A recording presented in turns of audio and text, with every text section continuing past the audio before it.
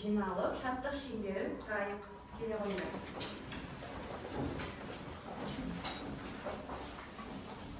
Барлығымыз бір-бірімізді қолдаймыздар. Мына столды кіргізе қойып, үстелді кіргізе қойып. Келе қойыңдар. Ал енді балалар, бүгінгі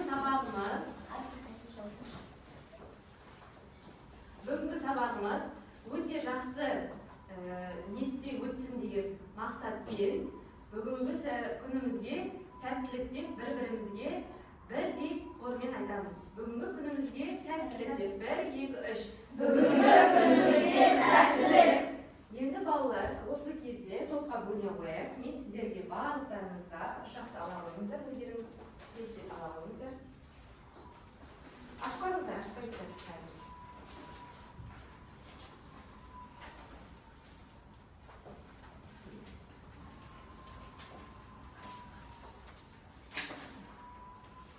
Енді осыны 1, 2, 3 деген кезде барлығымыз ұшырып, өзімізге түскен ұшақты алып, топқа бөлінеміз. Жақсы, 1, 2, 3 ұшырайық. Енді сол бойынша 3 топқа бар. Бізде жалын тобы, және қар тобы. Ауызға қойып, балалар өз орныңызға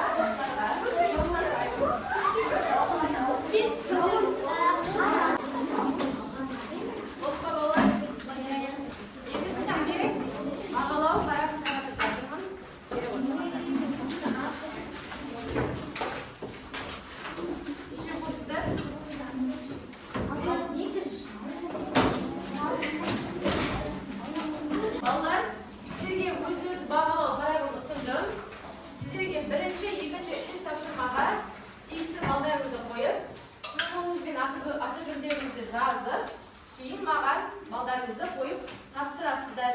Келістік қойып. Енді жаңа сабағымызды бастайық, балалар.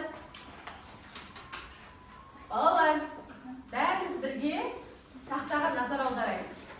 Сіздерде тақтада 4 сұрақ тұр.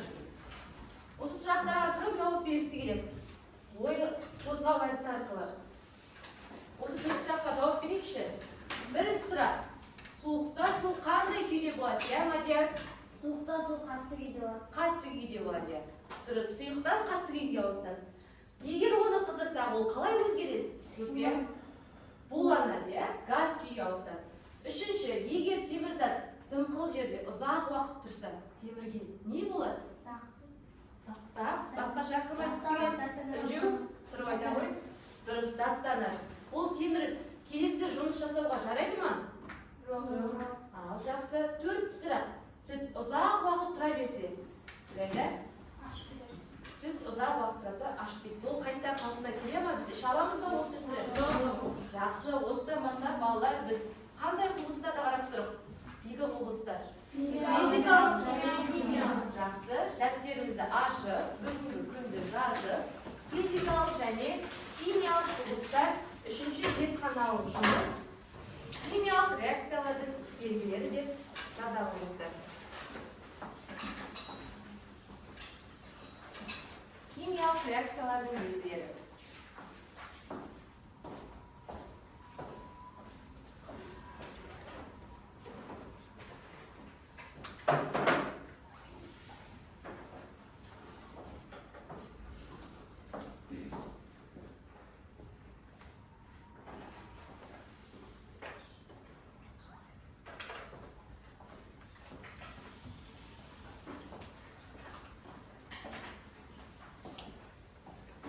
Балалар, жас болдық па?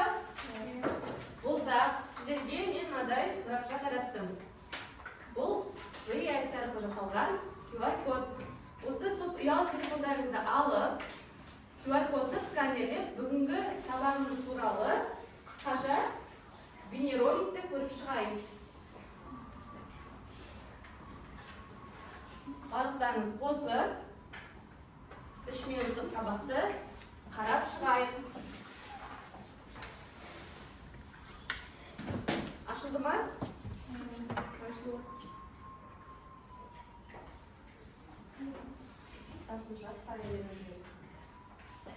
Сол бойынша тапсырма орындайық.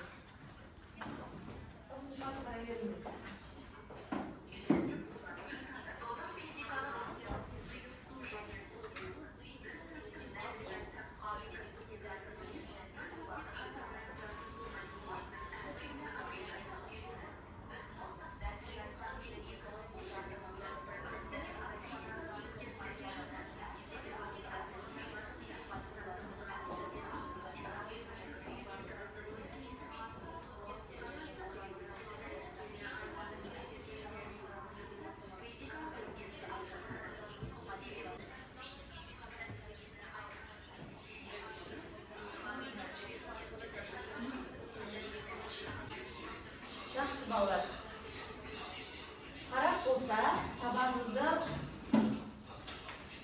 дальше.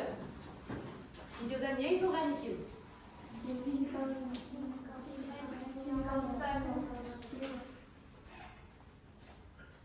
Физикалық құбылыс дегеніміз не екен, балалар? Заттың нөлден өзгереді ме, әлде пішіні ғана өзгереді? Пішіні ғана өзгереді. Және агрегаттық күйі өзгереді. Және қандай мысал келтіре аламыз? Қар еруі физикалық па, химиялық па? Физикалық, иә? Неге? Өйткені ол қар қаттыдан сұйыққа өтіп жатыр. Сұйықтан қаттыға өте ала ма? Өте алады, иә? Ал егер ағаш жанса, ағаш қайттан қалпынан келе ме? Жоқ. Неге? Өйткені ол өртеніп кетті, иә? Демек, бұл физикалық па, химиялық па? Химиялық дегеніміз демек, бір заттан екінші зат пайда болу. Ол мүлдем өзгеріп кетеді. Бұрын қалпына келе ме? Жоқ. Жақсы. Балалар, мен егер қолымда қағаз болып, қағазды жыртсам, ол қағаз өзгеріп кетті ме? Жоқ. Ол тек қана екіге бөлінді. Ал мен қағазды өртеп жіберсем не болады? Күлге айналып кетеді. Ол бұрын қалпына келе ала ма? Жоқ. Демек, бірінші қағазды жыртсам, ол физикалық құбылыс, екінші қағазды өртесем, ол химиялық құбылыс. Жақсы, балалар, мына жерде химиялық құбылыстың бір заттан басқа зат туындайтын құбылыс, және оның белгілері: бірінші, газ бөлінеді, түсі өзгереді, жылу бөлінеді, тұнба түзіледі, және иіс пайда болады. Осы реакцияның белгілерін қазір біз алдағы уақытта зертханалық жұмыс жасау арқылы байқайтын боламыз. Енді балалар, сіздерге жеке жұмыс. Сіздер қазір тақтада араның ұясы деген ойын ойнаймыз. Кез келген оқушы өзі таңдаған жауабын таңдау арқылы дұрыс жауапты немесе дұрыс емес жауапты белгілейтін боламыз. Не? Сіздер егер әр дұрыс жауапқа дұрыс жауап берсеңіздер тестке 1 балдан белгілеп отырасыздар. Жалпы балл 5 балл, 2 дұрыс жауап болса 2 балл, 3 дұрыс жауап болса 3 балл, барлық дұрыс жауап болса 5 балл, иә? Так, енді кім шыққысы келеді? Өзіне қалаған араның ұясын таңдағысы келетін. Кездесейік, балалар, келе ғой, Дания? Өзің таңда. Дауыстап оқи ғой, иә? Ыдыста газ көпіршіктері пайда бола бастаса, ол қандай құбылыс? Химиялық құбылыс. Баса ғой, қандай екен көрейік. Сіздер де белгілеп отырыңыздар. Дұрыс екен. Жақсы, отыра ғой, жарайсың. Өзіңе дұрыс жауап берсеңіздер, балалар, 1 балды қойып отырамыз. Екінші кім шыққысы келеді? Келin, кездесейік, балалар. Келе ғой, Лейла. Жалпы домна дайын отырыңыздар. Балалар, сұрақ оңай. Жаңағы тақырыптар бойынша. Физикалық құбылысқа не жатады? Жапырақтың сарғаюы, кемпірқосақтың шығуы, сүттің ашуы, ағаштың жануы. Баса ғой. Кемпірқосақтың шығуы. Жарайсың. Ара күліп тұр, демек, жауабы дұрыс. Келесі, келін. Асылтас келе ғой.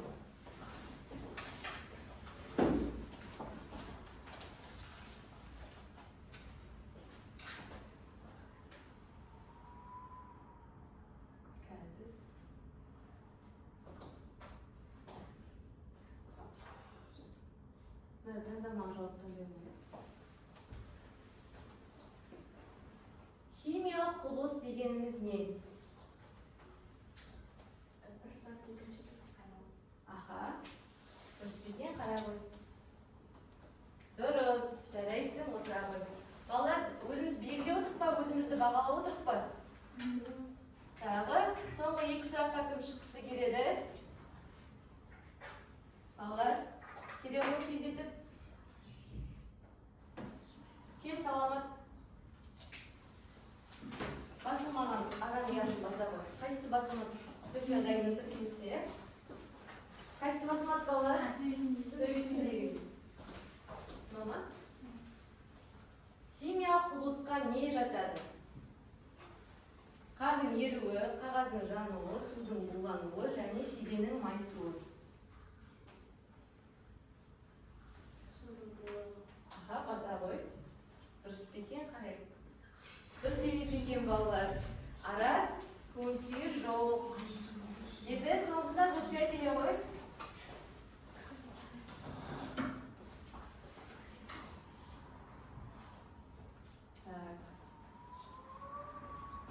Ең соңғысын басы тіліне. Дау қоя басынаған? Келем. Аха, физикалық құбылыс деп нені айтамыз? Тұнба түсілуі, газ бөлінуі, агрегат күйінің өзгеруі және жылу бөлінуі. Аса ғой. Жақсы, жарайсың. Балалар, болса, өзіңізді бағалап жіберейік. Барлық сұраққа дұрыс жауап берсеңіздер, 5 ұпайларыңызды алыңыздар. 4 сұраққа дұрыс жауап берсеңіздер, 4 балдарыңызды жазыңыздар. Өзімізді бағалайық.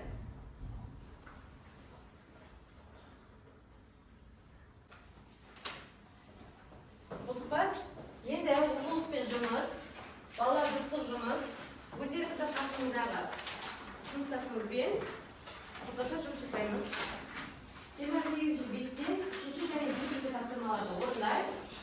Орындау уақыты 4 минут. Әр тапсырмаға 2 минуттан уақыт беріледі.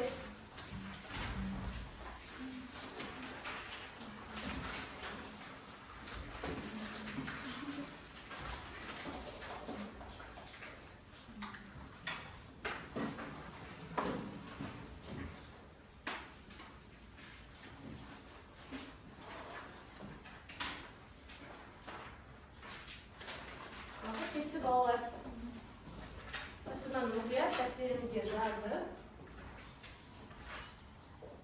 орындаймыз.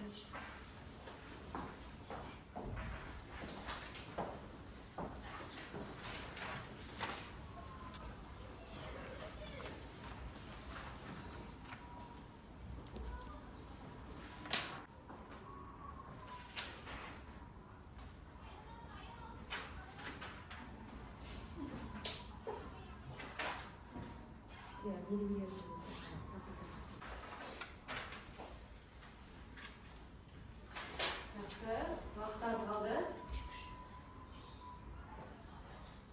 Ұқпа балалар, 10 секунд қалды. Осыда қаламдарымызды қойып, тексеруге дайындалайық. Болды. Жақсы, кім оқиды? Алғашқы тапсырманы.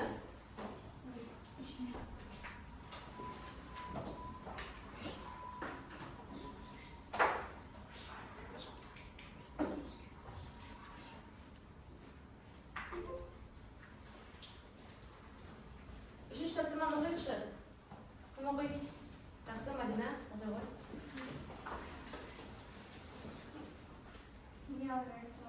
Осыны шығарайық. химиялық реакцияларға тұнбаның пайда болуы, жылудың бөлінуі, минералдың сіңірілуі, немесе сіңірілуі, газдың бөлінуі жатады. Жақсы, кім толықтырғысы келеді? Толықтыра ғой. Оқи ғой, бірінші тапсырма. Қант оқиық балалар. Төртінші тапсырма. Ол үшін химиялық реакциялардың Жақсы, кім оқысы келеді? Ақнұр, төртінші тапсырманы.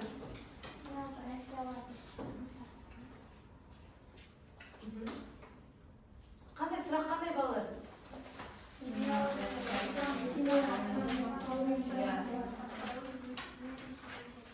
Жүру жағдайлары қандай?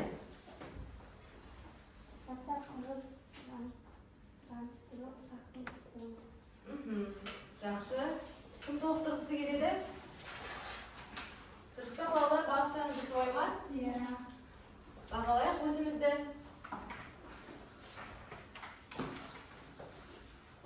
Жақсы балалар, болсақ енді кішкене сергіп алайық, иә? Сіздерде сергіту сәтінде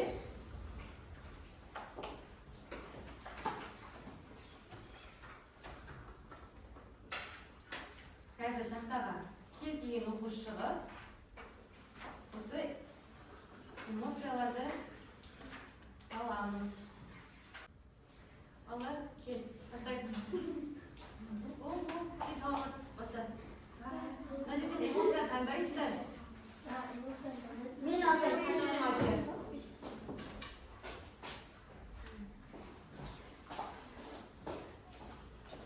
Birov qaysizlar? Salom. Kelisizlar? Keling, bolalar, kel salomat. Uchinchi o'qishingda bo'lamiz. Tezimdagini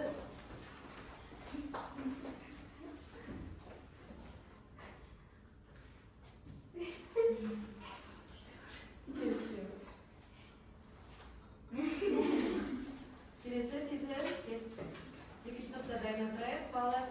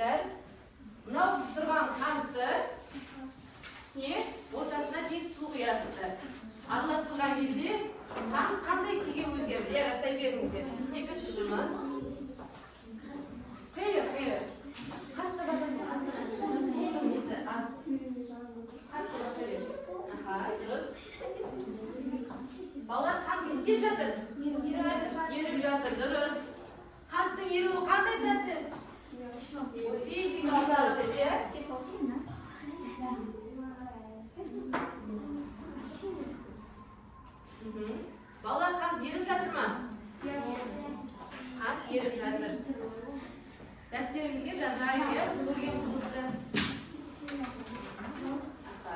Енді үшінші жұмысты тізбекті жазайық, балалар.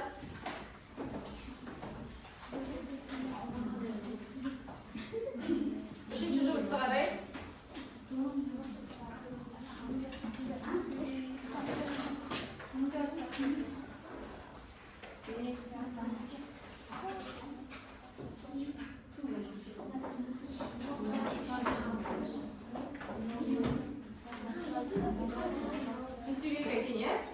Сынауды аласыздар, бір тапсырысты аласыздар, және мыс сульфаты ерітіндісінен 2 мл алып сынауға құйыңыздар.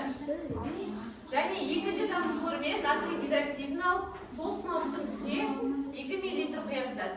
Бір тамшыларды бір қоспағына сайыласыздар. Мыс сульфатын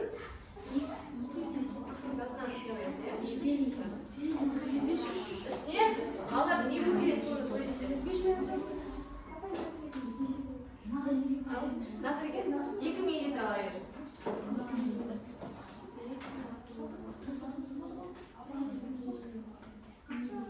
Енді екінші тамшылармен натрий гидроксидін. Так, Даниярға беремін, сен жағысыз.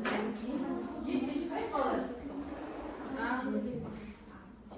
Аха, енді ақында сен натрий гидроксидін береміз. Натрий гидроксидін міне. 2 мл. Балдар не болды? Тұнба түсіру керек. Міне балдар, қараңыздар. Жауын тобының жұмысы әдемі шыққан екен. Қандай түсті тұнба түсілді? Ол балдар тұнба қайтадан қалпына келмейді. Демек сондықтан бір саттан екі сатқа айнаса қандай құбылыс түсілді? Дұрыс, химиялық. Жауын тобынікі өте әдемі шықты міне балдар. Тұнба түсілді. Көрдіңіздер ғой, ә? Ол тұнба қандай құбылыс? Өте әдемі жарайсыздар балалар. Егер жұмысты химиялық реакциялардың белгілерін ажыратып жазсаңыздар,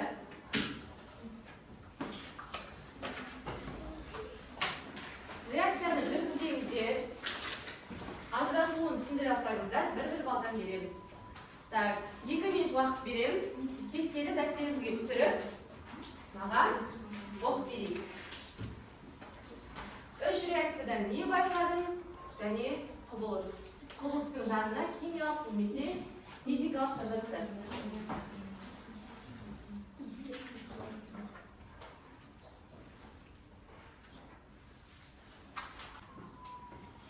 Болды ма?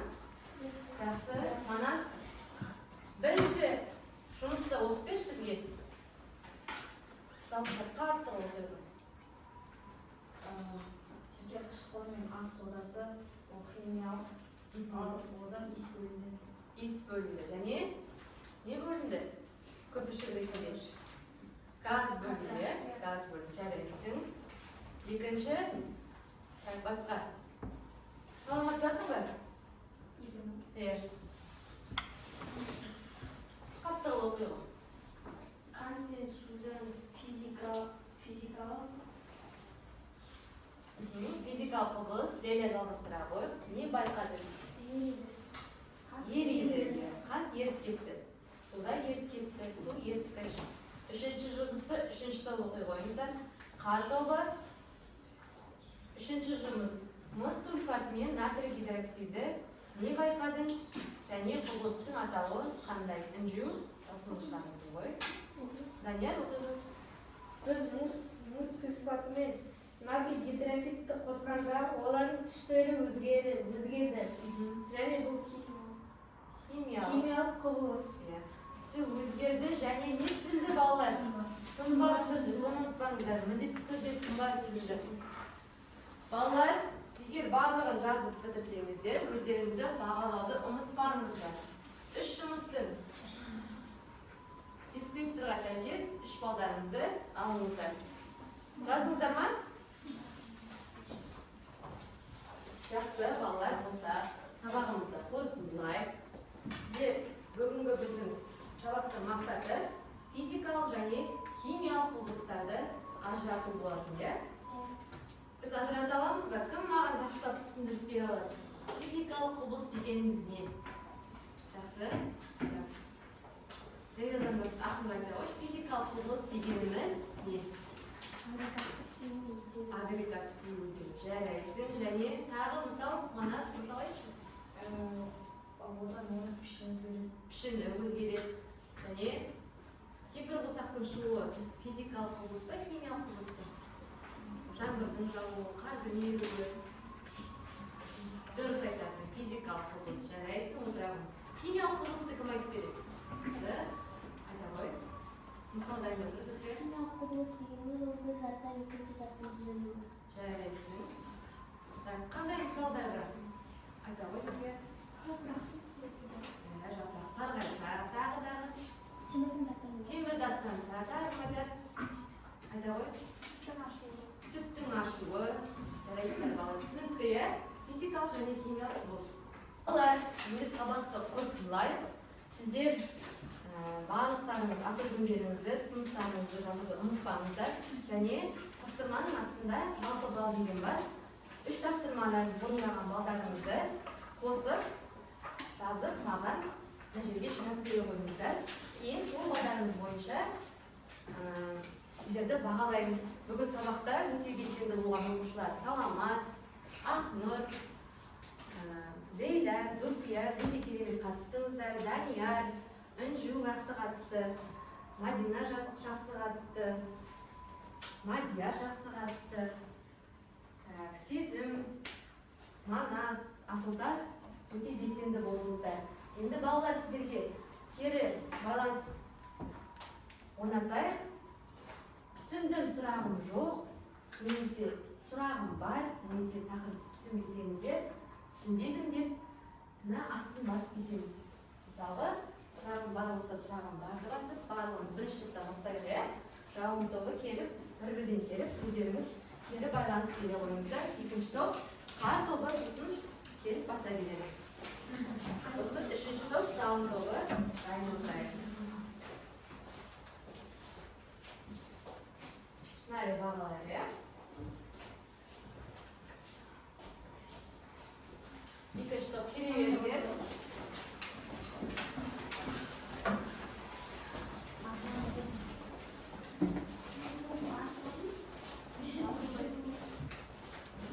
Үшінші топ, жалын тобы, Манас бастап келе береді.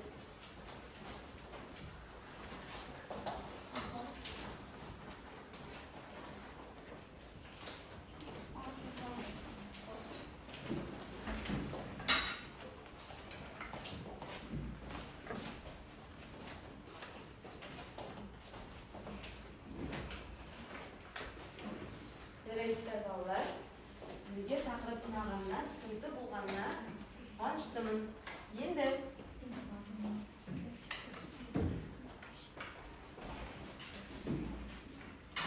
балалар үйге тапсырма жасалайық. Жақсы балалар, бағалау сұрақтарыма жинап бере қойыңыздар.